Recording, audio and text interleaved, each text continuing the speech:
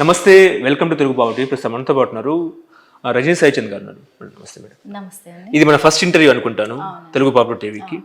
So ఇప్పుడు తెలంగాణ తాజా రాజకీయ అంశం మనం మాట్లాడుకుంటే ముఖ్యంగా రుణమాఫీ మీదనే ఇటు బీఆర్ఎస్ కాంగ్రెస్ మధ్య మాటల యుద్ధం నడుస్తున్న పరిస్థితి. వాళ్ళేమో పూర్తి స్థాయిలో 2 లక్షల రుణమాఫీ చేశామని వాళ్ళు అంటుంటే, లేదు 40% అయ్యింది, ఇంకా కొన్ని గ్రామాల్లో రైతుల ఖాతాల్లో రుణమాఫీ ఇంకా జరగలేదని చెప్పేసి బీఆర్ఎస్ పార్టీ ఆరోపిస్తున్న పరిస్థితి. సో ఏది మనం కన్సిడర్ చేయాలంటారు? ఒకటండి, కాంగ్రెస్ నాయకులకు కూడా తెలుసు, కాంగ్రెస్ పై స్థాయి శ్రేణులకు కూడా తెలుసు, వాళ్ళు రుణమాఫీ వాళ్ళు ఇచ్చిన మాట ప్రకారం చెయ్యలేదు, పూర్తి స్థాయిలో చెయ్యలేదు. ప్రజలు ప్రతిపక్షంలో ఉన్నప్పుడు ఏదైతే మాటలు చెప్పి మభ్య పెట్టారో అదే విధంగా పథకాలు కూడా అదే విధంగా ఉన్నాయి. అందులో రుణమాఫీ కూడా ఒకటి ఏంటంటే, ఇప్పుడు మీరు పూర్తి స్థాయిలో అనే మాట అనకుండా షరతులు వర్తిస్తాయి అని చెప్తే బాగుండేది అనేది. ఇంతకుముందు ఇదే సీఎం రేవంత్ రెడ్డి గారు కావచ్చు, లేదు వేరే బట్టి విక్రమార్క గారు కావచ్చు, వేరే ప్రజాప్రతినిధులు కావచ్చు, ఏమని మాట్లాడారు? 40,000 కోట్లకు పైగా అయితే రుణమాఫీ పూర్తిగా మాఫీ అవుతుంది అని మాట్లాడారు. ఆ తర్వాత 31,000 కోట్లు రిలీజ్ చేస్తామని అసెంబ్లీ సాక్షిగా ప్రకటించారు.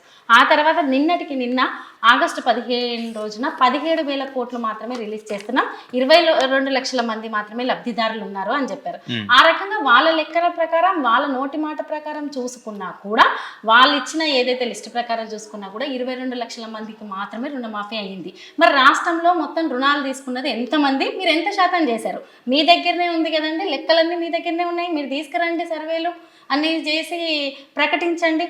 46% మాత్రమే రుణమాఫీ అయ్యింది. మరి పూర్తి శాతం చేస్తామని ఎందుకు అనౌన్స్ చేయాలి? ఈ రోజు వరకు మీరు ఏది ఇచ్చిన హామీ నిలబెట్టుకున్నారు? 100 రోజుల్లో 6 గ్యారెంటీలు అన్నారు, 100 రోజులు అయిపోయి ఎప్పుడో అయిపోయింది. రుణమాఫీ విషయంలో అబద్ధమే చేశారు. ఒక ఉచిత బస్సు విషయం కూడా చేసినప్పటికీ కూడా అది ఎంత ఇబ్బందికర పరిస్థితుల్లో ఉందో రాష్ట్ర ప్రజలందరికీ తెలిసిందే. ఓకే, ఇప్పుడు నిజంగా గ్రామీణ స్థాయిలో పూర్తి శాతం 100% పైగా కూడా రుణం మాఫీ అని చెప్పేసి కాంగ్రెస్ పార్టీ అంటుంది, నిజమే అంటారా? లేదండి, గ్రామాల్లో ఇదే కాంగ్రెస్ పార్టీ నాయకులను నిలదీస్తున్నది చూస్తున్నాము, శవయాత్రలు చూస్తున్నాము, ధర్నాలు చేస్తున్నది చూస్తున్నాం. రైతు వేదికల దగ్గర కూర్చోబెట్టి మేము రుణమాఫీ చేస్తామని చెప్పి, ఏదైతే కేసీఆర్ కట్టిన రైతు వేదికల దగ్గర నిలబెట్టి రైతులకు హామీ ఇచ్చారు మేము రుణమాఫీ చేస్తామని, అదే రైతు వేదికల దగ్గర ధర్నాలు జరుగుతున్నాయి. ఒకటి ప్రతిపక్షంలో ఉన్నామని కాదు, కానీ మేము తెలంగాణ ప్రజల శ్రేయస్సు కోరుకుంటున్నాము. ఏ సంక్షేమమైనా, ఏ అభివృద్ధి అయినా సరే మనము పూర్తి స్థాయిలో ఏ రకంగా చేస్తామనేది మీకు ఒక అంచనా ఉందా లేదా అనేది ఫస్ట్ క్లారిటీ. అది మీరు చెయ్యగలిగితే పూర్తిగానే ప్రకటించండి అనేది గ్రౌండ్కి వెళ్ళి మీరు తెలుసుకోండి. రైతులు బ్యాంకులలోకి వెళ్ళి ఎంత ఇబ్బంది పడుతున్నారో, బ్యాంకర్స్ కూడా మేము రైతులకు సమాధానం చెప్పలేకపోతున్నామని అంటున్నారు. ఎంత శాతం ఉంటే ఎంత శాతం మందికి అవుతున్నాయి మీరు తెలుసుకోండి. ఎందుకంటే మీ ప్రభుత్వం మీద వ్యతిరేకత కూడా వస్తుంది కదా, వాళ్ళకి నైతిక బాధ్యత ఉంది కదా. కాబట్టి ఇక్కడ కావాల్సింది తెలంగాణ ప్రజలకు మీరు చెప్పిన హామీ. ఎవరైనా కోరుకునేది తెలంగాణ ప్రజల శ్రేయస్కరం. కాబట్టి మీరు చెప్పిన స్థాయిలో రుణమాఫీ చెయ్యట్లేదు కాబట్టి మేము అడుగుతున్నాం. ఓకే, అంటే 2 లక్షలు ఖచ్చితంగా మీరు రుణమాఫీ చేస్తే నేను రాజీనామా చేస్తాను అని చెప్పిన హరీష్ రావు ఇప్పుడు ఎక్కడ ఉన్నారు? ఆయన సవాల్ని ఎందుకు స్వీకరించట్లేదు అనేది కాంగ్రెస్ పార్టీ వాదన. మేము పల్లెకు వస్తామండి. ఒకటి, హరీష్ రావు గారు ఏమన్నారంటే, సరే ఆగస్టు 15 లోపు పూర్తి స్థాయిలో రుణమాఫీ చేస్తే 6 గ్యారెంటీలు మీరు ఇస్తే, మీరు ఏదైతే చెప్పినా 100 రోజుల్లోనే అని చెప్పారో, అయినా మీకు టైం ఇచ్చాము, 6 గ్యారెంటీలు కూడా చేస్తే మీకు ఖచ్చితంగా నేను రాజీనామా చేస్తాను, దానికి కట్టుబడి ఉంటాను అని చెప్పారు.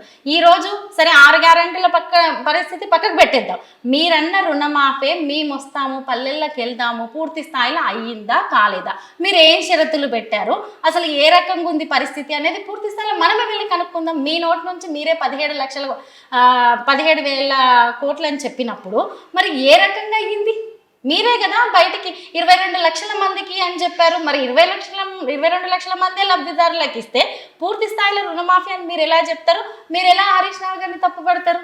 మిమ్మల్ని మీరు నిందించుకోవాలి ఫస్ట్. ఓకే, ఇప్పుడు ఉచిత బస్సు అనేది బీఆర్ఎస్ పార్టీ జీర్ణించుకోలేకపోతుందా? ఎందుకనంటే కేటీఆర్ చేసిన వ్యాఖ్యలు ఎట్లా చూస్తారంటే, బ్రేక్ డాన్స్ అన్న వ్యాఖ్యలు, నిన్న మహిళా కమిషన్ నోటీసులు జారీ చేసిన పరిస్థితి, వివరణ ఇచ్చుకోవాలని చెప్పేసి, నిజంగా మీరు ఉచిత బస్సును ఎట్లా చూస్తున్నారు? నిజంగా మీరు జీర్ణించుకోవట్లేదా? ఒకటండి, ఉచిత బస్సు ఇచ్చారు, ఓకే, సంతోషమే. ఎవరైనా ఒక సంక్షేమ పథకాన్ని పెడితే దాన్ని సంతోషంగా స్వీకరిస్తాం. కానీ ఒకటి, మీరు ఇచ్చిన ఉచిత బస్సు వల్ల ఎటువంటి లాభాలు ఉన్నాయి, ఎటువంటి నష్టాలు ఉన్నాయి, మహిళలు ఏ రకంగా ఇబ్బంది పడుతున్నారు, బస్సులలో ఇప్పుడు ఒక 70 మంది ప్రయాణించే బస్సులో 150 మంది ప్రయాణించి టైర్లు ఊడిపోయి యాక్సిడెంట్లు అయ్యే పరిస్థితుల్లో చూస్తున్నాం. బస్సులలో లేడీస్ కొట్లాడుకునే పరిస్థితిని చూస్తున్నాం. ఎగ్జామ్ రాయడానికి వెళ్ళే విద్యార్థులు కావచ్చు, కామన్గా కాలేజీలకు వెళ్ళే విద్యార్థులు, లేకుంటే జాబ్స్కి వెళ్ళే ఉద్యోగినులు సీట్లు దొరకక కావచ్చు, బస్సు టైంకి రాక, బస్సులు లేక ఉన్న ఎక్కువ మంది బస్సు ఓవర్లోడ్ అయిపోయి ఏ రకంగా ఇబ్బందులు పడుతున్నారో చూస్తున్నాం. మీరు ఉచిత బస్సు ఇవ్వండి, సంతోషమే, కానీ దానికి తగ్గ సదుపాయాలు కల్పించారా?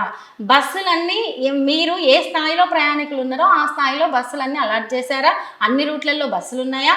లేదు, బస్సులకు ప్రయాణికులకు, కండక్టర్లకు, ప్రయాణికులకు, డ్రైవర్లకు, ప్రయాణికులకు, తోటి ప్రయాణికులకు ఏ రకమైన ఇబ్బంది అవుతుందని మీరు ఒక సర్వే చేయండి, తెప్పించుకోండి. సోషల్ మీడియా సాక్షిగా కూడా తెలుస్తుంది కదా.